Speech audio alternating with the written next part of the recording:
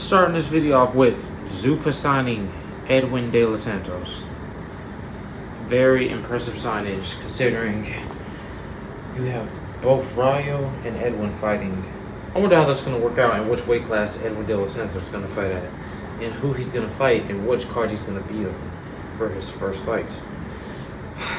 That man, I think we really might get the Edwin de los Santos Rayo rematch.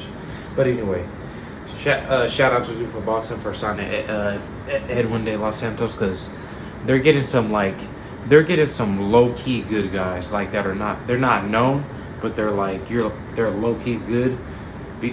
If you're a hardcore boxing fan, you're gonna know that these are low key good guys. Josh Kelly versus Bakram. I think I smell an upset. And I really don't know.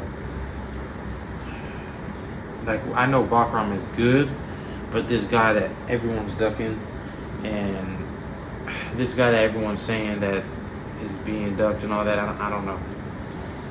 He's good, but Josh Kelly's really nice, slick, very nice. He lost to David at Evanesian.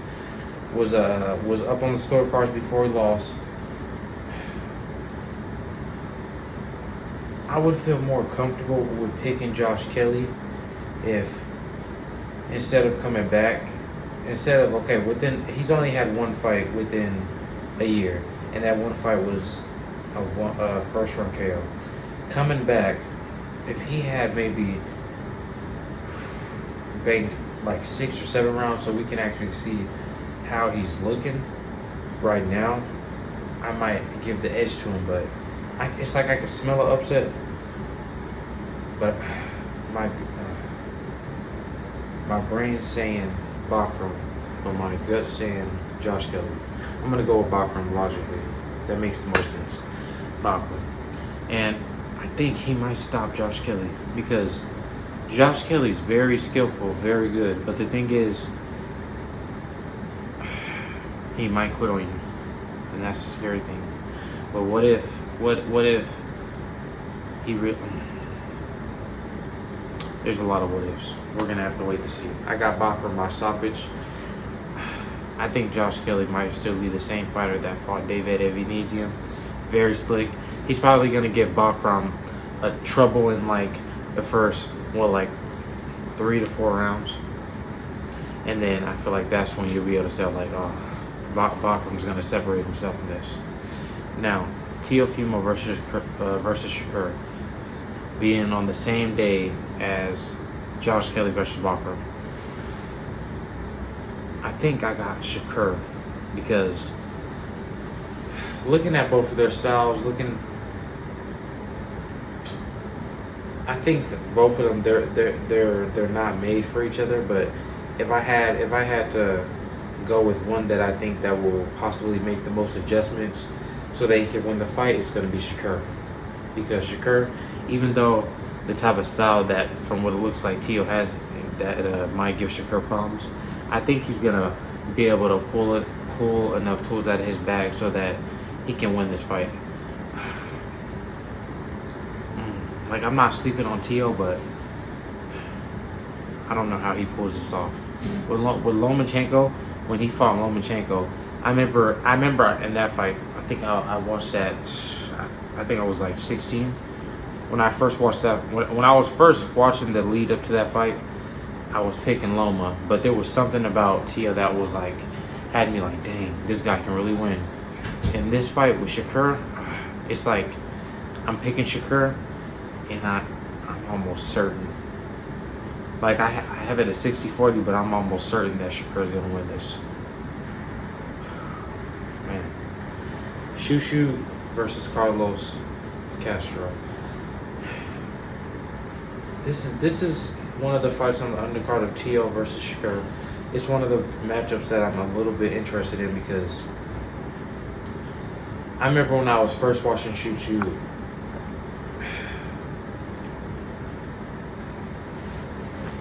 I wanna see Shushu fight one of these really top guys at 126 because like Carlos Castro, this is gonna be a legitimate test because we're seeing him fight like a legitimate guy, a guy that dropped Stephen Fulton, a guy that a lot of people thought beat Stephen Fulton.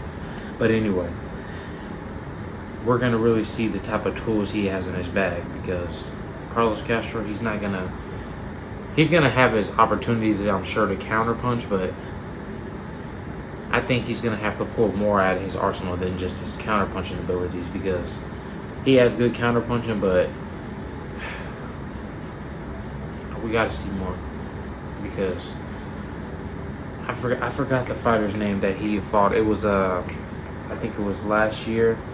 The fighter he fought on Pro Box now, but I think it's Segawa.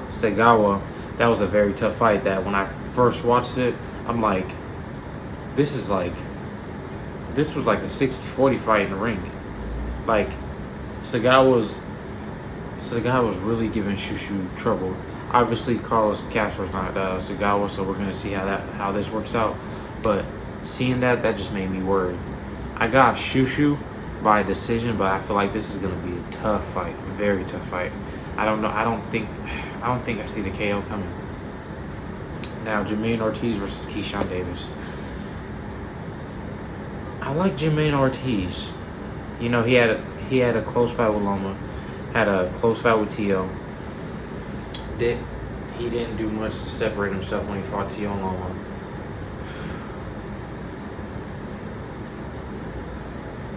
I don't know if I trust Jermaine Ortiz in this fight to separate himself from Keyshawn Davis because Keyshawn, it's like when I watch Keyshawn, I'm seeing like kind of little glimpses, the way he kind of lets his hands go and fights. I'm kind of seeing glimpses of a Terrence Crawford a little bit. And not saying, obviously, you know, he hasn't accomplished anything close to a Terrence Crawford, but I'm seeing shades of a Terrence Crawford, like the way he lets his hands go. The way he knocked out Lemos I thought that was going to be a challenge for him. And then seeing me over here like, dang, he made quick work of it. That's why I wanted to see Keyshawn Davis fight Edwin De Los Santos because it's like, all right, the Ukrainian was supposed to be a tough fight for him, and I thought it was going to be a tough fight for him. Stopped him with a body shot, made the dude run. Lemos made easy work of Lemos.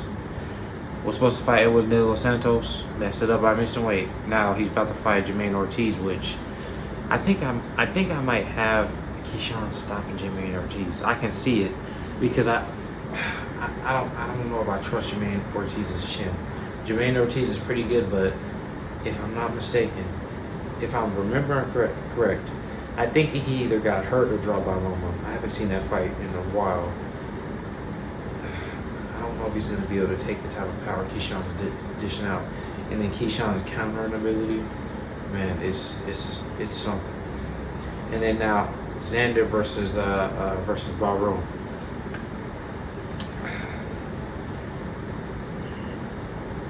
I think I got Xander by a clean decision. I know there's talks, you know, they sparred and all that, but I think Xander, with the way Barrow fights, I think it's in favor of Xander. Like coming forward, I know Barrow beat Tellez, but now I can accept, because I was sleeping on Xander before. I can now accept Xander is one of those guys at 154 that's going to be a force. He's going to be a force. I don't know if he beat. I don't think he beats Virgil or Sebastian Fundora or Jerome Brutinus or those. Imagine that's going to be a tough fight for him. I don't know if he can beat these guys as of this minute because he's still pretty young and he's developing. Like he's fighting a unification already, so we're gonna see what he does after this. But he still has so much room to grow. It's like he hasn't hit his prime yet, and these guys like Virgil, Boots, and all them, that's gonna be a tough one, a very tough one. I got Xander outboxing Barrow clean this week.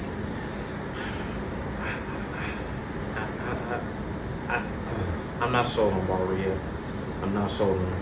I know he's a good fighter, but I think Xander outboxes him clean.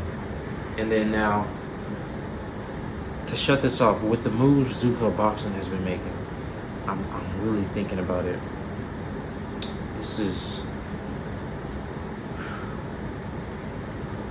they're making a lot of powerful moves, like signing Edwin, Bryo, Jairo Pataya, having some pretty solid prospects, and then 4 events within a 3-month time span,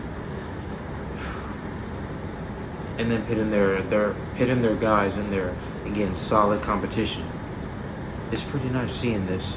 Like it wasn't the most entertaining card for the first one, but the one coming up on Sunday, we're gonna see how this one plays out, because I think we might see a KO in this event because of the way Ryo fights, and then Ryo's I'm not sure. I might go live for that fight. We're gonna see. Let me know what you guys think about all these fights and how Zuffa's boxing is approaching boxing, and what you think, and if these events you're gonna tune into. I'm out.